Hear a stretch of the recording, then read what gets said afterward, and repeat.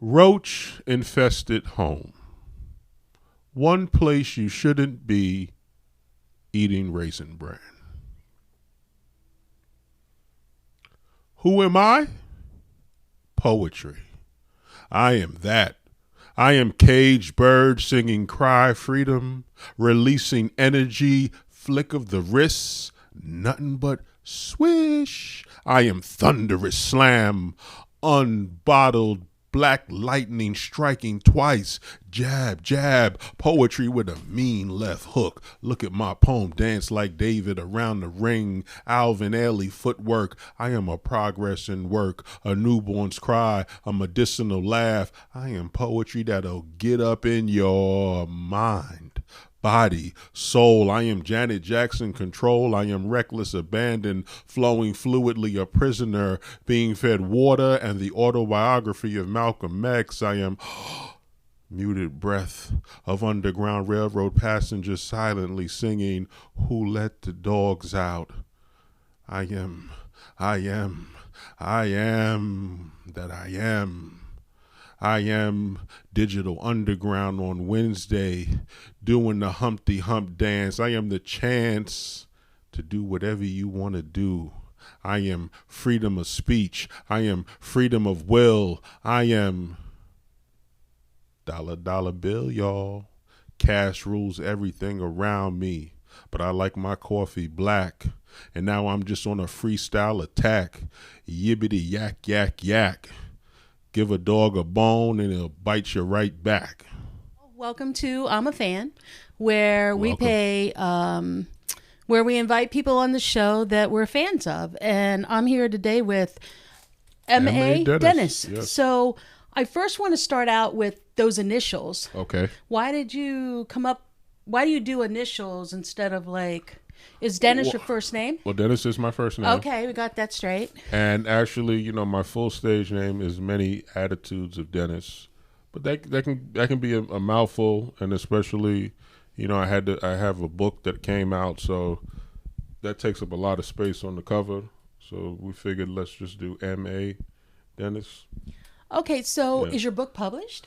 Yes. Oh, so where can we find that? I mean, you can find it on Amazon. Okay. Also, I believe Lulu, a couple of independent bookstores.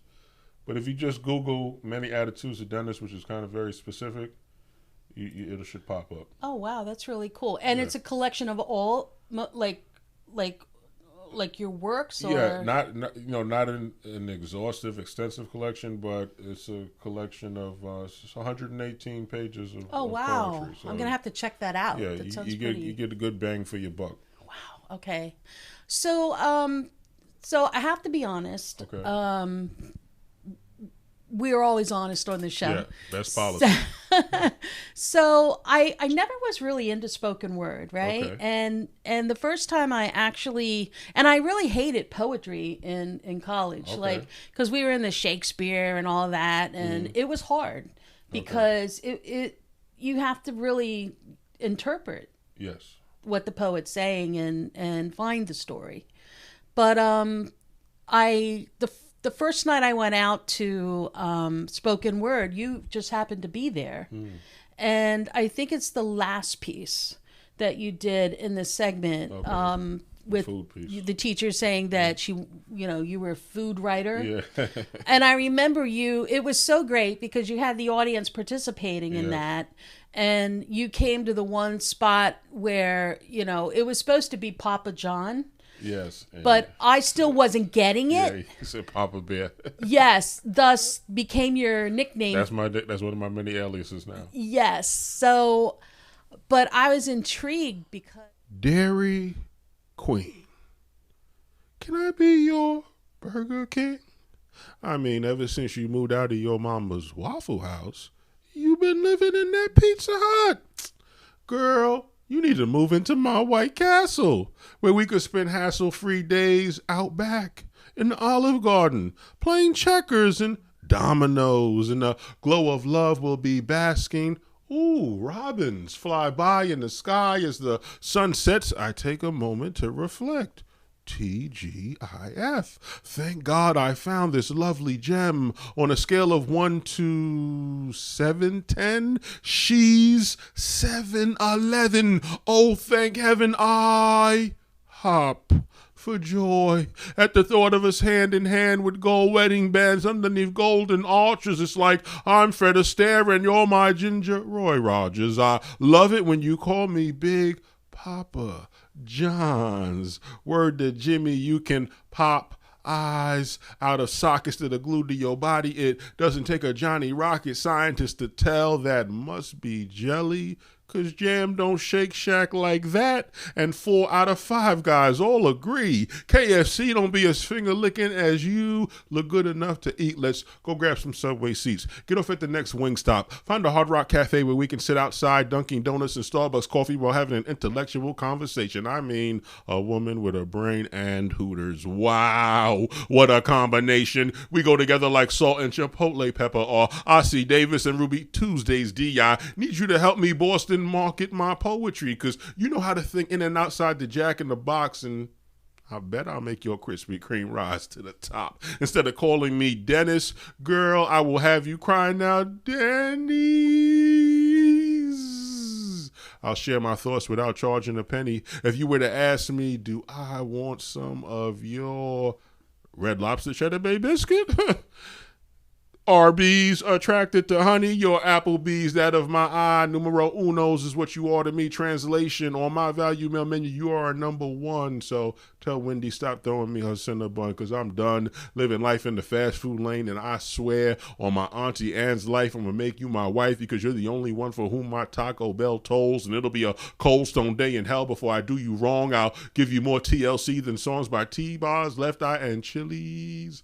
Baby back ribs. Sometimes baby got back plus Hardee's. Well, that equals a Panera bread in the oven, but that's okay. With supersonic speed, I will turn my man cave into Junior's nursery. I'm yearning for you to be with me. I mean, I know men in the past have stabbed you in the back like Little Caesars by Brutus, but woman, if you put that behind you, we can heal together. I mean, look, a brother like me can have any chick fillet he wants, but you're the lady I choose to court.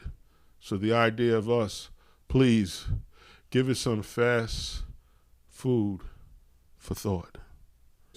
So let's start back at the beginning of the first piece you did, which is called... So the first piece I did is called I Poetry.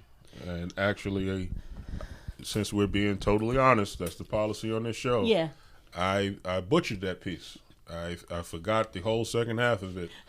However, what I've learned in doing poetry and spoken word, and what I also tell other people is, particularly if the audience has never heard it, they don't know, and a lot of times they won't know. Right. So never stop and say, "Oh, I'm sorry, I forgot." Just keep going.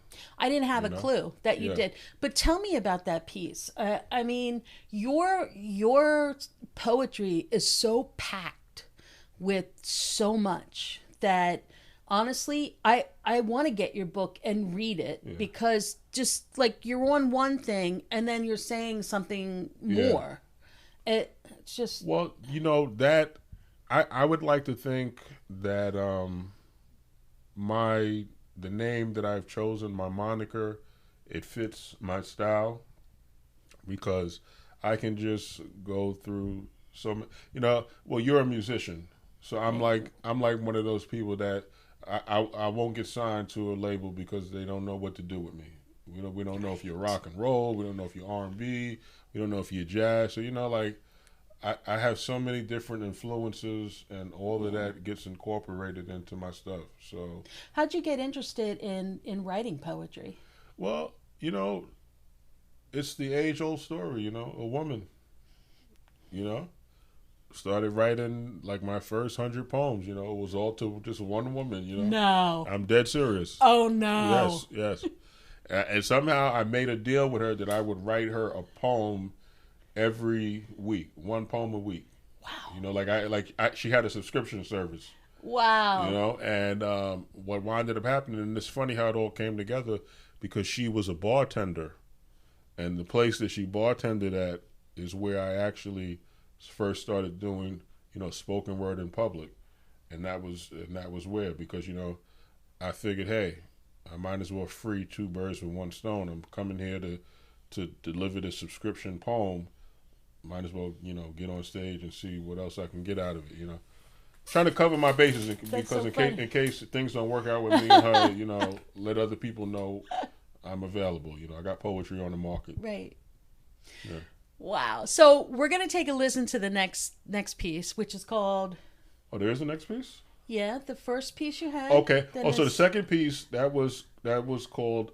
It's had a couple of name changes. Yeah. At first, it was actually just Untitled, but everybody would always say, "Oh, I love that French Toast poem." Right. So then it was the French Toast poem, but now I actually just call it Lost Bread, because in France, the dish that we actually know as French toast, that's what it would translate to in French. Lost bread. Okay, so we're going to listen to that piece and come back. Okay. So, edit. Okay. So, I didn't get it at first. I caught it. Yeah. So, wow. I mean, you had a lot in that. It was about your grandmother? Yes. Yes. And what age was she? I mean, when you wrote this, what age were you and how old was she? No, well, my grandmother passed away many, many years ago. So, the piece opens up with the line, "Today in the homeless shelter." So, part of my truth and part of my platform is, I do let people know that I am formerly homeless. And, a lot of that does work its way into my poetry, because, Right. I want people to know that, people, if you looked at me, you'd never know that I was homeless before. And, I try to attack that stigma of, homeless people are not just people that are out, pushing shopping cart and all of that. There's a lot of people that are in 3-piece suits going to work and they're homeless. So. Yeah, and I'm sure nobody wants to be homeless, of course. So that's for a whole, you could do a whole show on that. But the thing that happened is there was one particular day, every Tuesday in the men's shelter that I was in, they would serve French toast. Nothing like my grandmother's, but just this particular day, I saw the French toast, and it was actually not too long before I got out of the shelter, but it was at a point where I was feeling very emotional because I was so close to getting out, and all types of frustrating things were happening, and and then I was just there looking at the French toast, and then it just brought back memories of my grandmother, and that's where the piece came Isn't it from. funny how things can, like one little thing can trigger all those memories? Exactly. But you mentioned Underground Railroad in that. I mean, you were like Underground winding. Railroad that was in the first piece. That was in the first piece, but still, I mean, yeah. you wind these subjects in there, Yeah. and then you pass through them, and it's like, whoa, what? I felt like maybe there should be more conversation about what your thoughts and where they Okay. came from. So, my particular style of writing, like, I don't really ascribe to a religion, but I do tell people that I feel that the closest thing that I have to religion is writing. Yeah. And I don't really feel like I'm that good of a writer. I always feel more like a vessel. Wow. No, I feel Yeah. like it's coming from somewhere else, and I'm just lucky enough to be the one that can pick up the messages and stuff. So a lot of my stuff is where maybe I'm talented enough where I can come up with a line or two, but then after that it's kind of like just wait and see. Yeah. Wait for the universe to kind of just give me So the next line. you don't even pick topics. You just whatever happens to be on your mind that day, you write. That a lot of my stuff also comes from observation because I have a degree in journalism. So Oh, great. I'm just kind of naturally trained to be observing my Yeah. surroundings. So I would say maybe 90% of the stuff I write starts with me either observing something or hearing something, and that's what gets the ball rolling. Yeah. I just want to say thank you because you are actually the person that got the ball rolling for me to really try to understand and relate to spoken word and Wow, that whole scene, okay. that people aren't aware of really. And Thank there's a you. lot of it out there. Yes, there is. Yeah. That's such a compliment, and I'm humbled by it. But I would even say you can even compare it to you as a musician. So imagine if someone were to say, I don't like music. Well, that it's hard to really say that because there's more music in the world than you would ever be able to hear in your lifetime. So Right. it's just a matter of the right music and naturally again, so many things correlate, but food, music, poetry, you can be a picky eater. So there can be some things that everybody tells you is good. You may be the one person that doesn't like pizza. People Right. won't understand you, but yeah, no, I just don't get it. It's not my Yeah. thing, So So gentrification, when genies cannot afford to live in their lamps. Today, at the homeless shelter, they served French toast for breakfast. French toast brings back fond memories of my maternal grandmother, Lucille Gibbs Anderson. Praise the ancestors. When it comes to grandmama love, there's something this lovely shelter breakfast reminds me of. Syrup wasn't good enough for her grandbaby. For my entire pre-K, kindergarten, and elementary school life, my feet never touched the ground Aunt Jemima walked on. The bottle, which featured a headshot of a woman who I thought was Uncle Ben's wife, could not be found in the cupboards of 11607 Mexico Street, the same street John Coltrane lived on. It was a love supreme. When I'd find French toast on my plate, Abuela Amor would break out the iconic red and white container of Breakstone sour cream, slather dollops of it over the French toast, then go get her yellow 5-pound bag of Domino sugar and sprinkle granules over the tops of those rising white fluffy peaks, enough to change the cream sourness into sweet. Now that literally was turning water to wine type wizardry. My Holy Ghost filled grandma Ma was practicing black girl magic before y'all even had a name for it. My name for it, breakfast, granny, miracle, taking life's bitterness and making it sweeter. She was good at that. And in the early 70s, she faced a bit of development, her daughter pregnant at 13 years old. But grandmama told the baby that was my mama's sugar. I don't care if folks look at you sour and say that you sinned. Sweetie, I will reverse the curse spelled Sinned, for a child is born and we will name him Dennis. Now, Dennis, go and sin no more. My mother's mother was merciful when advised to put Proverbs into action. She tasked herself with the goal, deliver his soul from hell without beating him with the rod. But God forbid I accept an offer of food from outside our home. Handouts were not condoned, and it was, boy, go hand me that switch. The Anderson family matriarch was a jealous, God-fearing woman. No one except church Saint Sister Lucille could feed Phyllis's son, and in the end, no one except me was there to see her last breath drawn. She's gone now, but certain things bring back her presence, like my favorite, joy in the morning, French toast covered in sour cream, pretty please, with sugar on top. so where do you go from here? I Yeah. mean, what's the future for you in your writing and Well, the future for me is like I really do have. I want to get more into long form writing, more into like I'm not going to use the word novel because that's intimidating, but you have some stuff underneath a novel. Like you have a novella. I even learned of a term called a novelette. So, yes. like what I really do consider myself, even more so than necessarily a poet or spoken word artist, I really do consider myself a storyteller.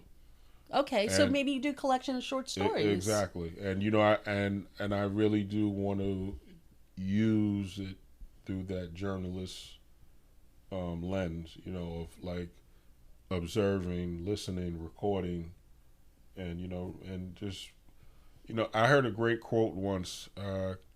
Don't forgive me if I butcher the name, but I believe the name was something Muriel Rykos. It's a foreign name, but Google the quote and you'll get the name of it. But basically, the quote was, "The world is not made up of atoms; it's made up of stories." And that's pretty much true. It's So so I want to true. put some stories out there in the world. Well, I'm excited and I'm looking forward to that. And I hope you definitely pursue that path. Yep. And maybe even someday you could even do an anthology with other people's Absolutely, writings and yeah. include, some of yours Mm-hmm. too. But thank you so much for Thank coming you. on. I'm a Thank you. fan, and I want you to know I truly am a fan. And I want you to know I'm a fan of I am a fan. Oh, good, You know? good. So until next time, we'll see Next you. time.